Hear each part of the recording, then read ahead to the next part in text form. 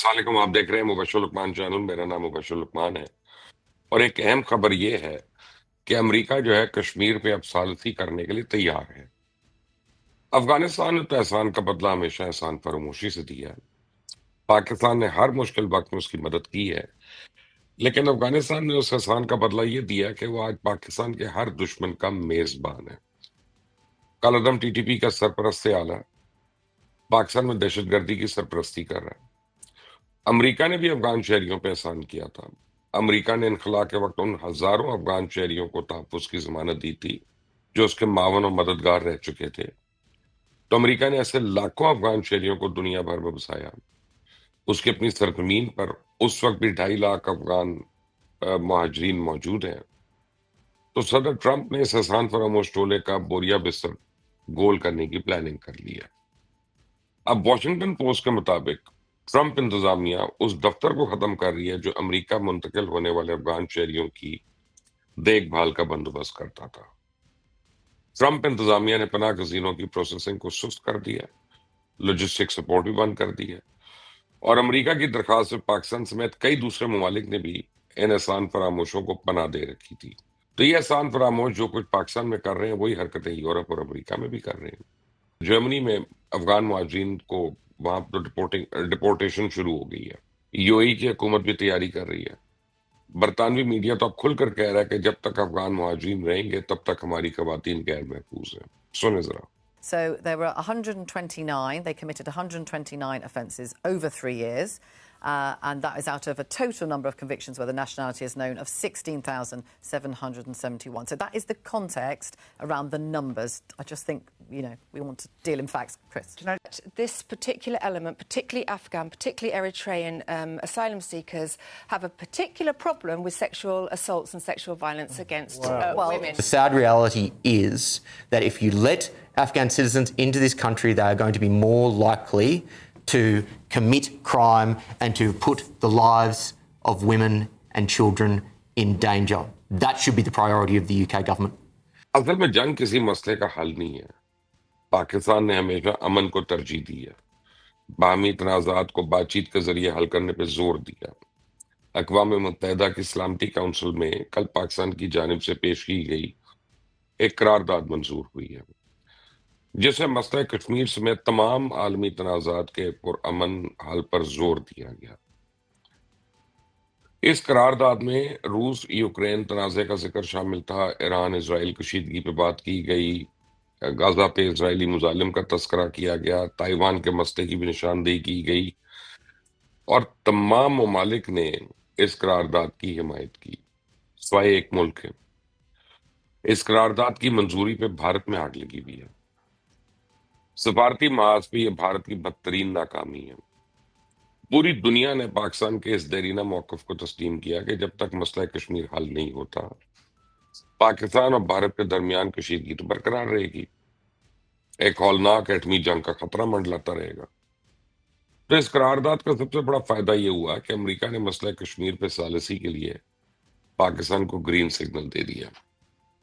جمعے کے روز اس ایشو پہ پاکستان اور امریکہ کے درمیان بات چیت ہوگی، اور اس بات کا اعلان امریکن اسٹیٹ ڈپارٹمنٹ کے ترجمان ایمی بروس نے خود کیا.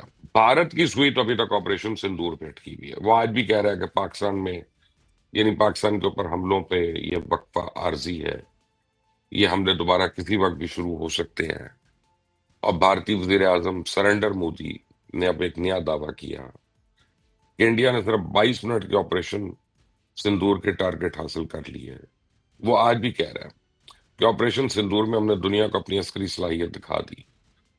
مسئلہ یہ ہے کہ مودی کے اس جھوٹ کو بھارت میں بھی کوئی خریدنے کو تیار نہیں ہے.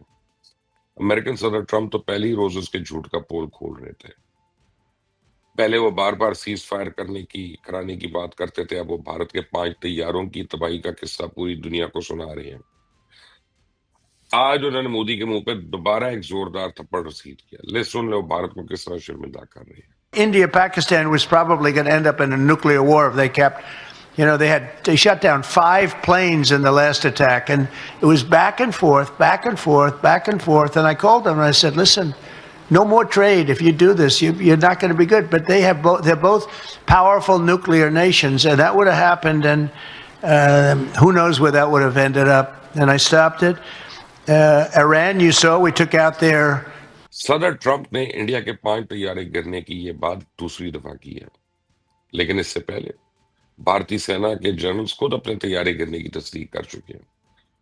وہ تو یہ بھی اعتراف کر چکے ہیں کہ ان جنگ کے دوران انہوں نے پاکستان کے خوف سے اپنے تمام جنگی طیارے 2 دن کے لیے گراؤنڈ کر دیے تھے۔ اب انڈین آرمی کے ایک اور جنرل نے ایک نیا انکشاف کیا۔ D G army air defence lieutenant general Sumer نے تسلیم کیا کہ آپریشن سندور کے دوران پاکستان نے بھارت کا ایئر ڈیفنس سسٹم اڑا کر رکھ دیا۔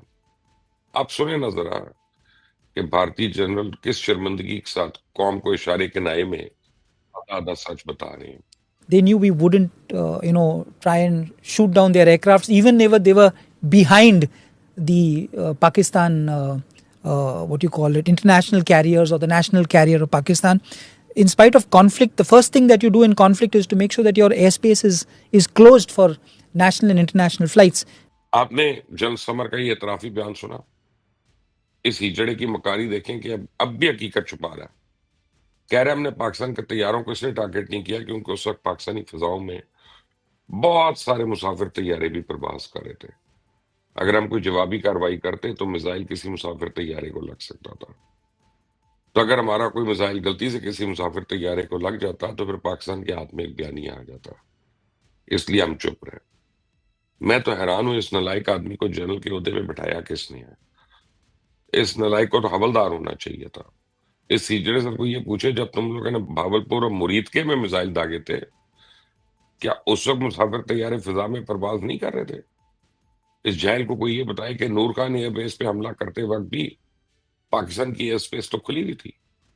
حقیقت یہ ہے کہ آپریشن سندور کے دوران بھارتی سینا نے حملوں کے وقت فضائی ٹریفک کی سلامتی خطرے میں ڈال دی تھی۔ یہ وہ جھوٹ ہے جن کی وجہ سے بھارتی سینا آج پوری دنیا میں خوار ہو رہی ہے۔ حقیقت یہ ہے کہ آپریشن سندور کی بنیاد ہی جھوٹ پر رکھی گئی تھی۔ اب جوں جھوٹ کا پول کھل رہا ہے تو مودی کی مقبولیت کا گراف گر رہا ہے۔ ایک تازہ ترین آن لائن سروے کے مطابق مودی کی اس وقت بھارت میں مقبولیت 36.2% ہے۔ پورا بھارت اس کمینے سے پوچھ رہا ہے کہ بتاؤ سیز فائر کیوں کیا، کتنے طیارے گرے۔ اپوزیشن جماعتیں پوچھ رہی کہ ملک میں بے روزگاری کیوں ہے، غیر ملکی سرمایہ کار بھارت سے کیوں نکل رہا، دنیا ہم پر اعتبار کیوں نہیں کرتی، امریکہ نے پابندیاں لگا دی تو اس بحران سے کیسے نمٹیں گے۔ لیکن مودی کے پاس کوئی جواب ہوگا تو دے گا نا۔ انہی سوالوں سے تنگ آ کے پہلے ایک طویل دورے پہ افریقہ چلا گیا، اب لندن بھاگ گیا۔ تو میں جانتا ہوں یہ کمینہ یہاں پہ کیا لینے آیا۔ یہ مکار آدمی امریکی اور یورپین یونین کی پابندیوں سے بچنے کے لیے اب برطانیہ کی منتیں کرے گا، لیکن اس مرتبہ جھوٹ پہ کوئی نہیں اعتبار کرے گا، خاص طور اس کے جھوٹ پہ۔ مجھے بھارتیوں کے عام شہریوں سے ہمدردی ہے، ان کے لیے بڑا برا وقت شروع ہونے والا ہے۔ بنگلہ دیش میں کمال کا واقعہ ہوا جسے آج میڈیا پر بھی رپورٹ کیا جا رہا ہے۔ بنگلہ دیش میں سینکڑوں پاکستانی طلباء زیر تعلیم ہے۔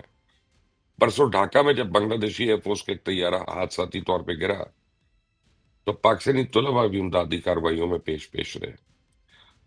تھوڑی دیر میں اسپتالوں میں پاکستانی طلباء کی لائن لگ گئی جو زخمیوں کو خون دینے آئے تھے۔ بنگلہ دیش کا میڈیا آج پاکستانی طلباء کے اس جذبے کی تعریف کر رہا ہے۔ بنگلہ دیش کی آنکھوں پہ بندھی ہوئی پٹی اب کھل چکی ہے۔ اب وہ اپنی آنکھوں سے دیکھ رہے ہیں، دل سے محسوس کر رہے ہیں کہ محبت کیا ہوتی ہے۔ اس کو بھی پتا چل گیا ہمارا دشمن کون ہے، مشترکہ دشمن۔ اس چینل کو دیکھتے رہیں، سبسکرائب کرتے رہیں، بیل آئیکن کو پریس کریں۔ مزید اپڈیٹس آپ کو خود بخود ملتی رہیں گی۔ اللہ حافظ۔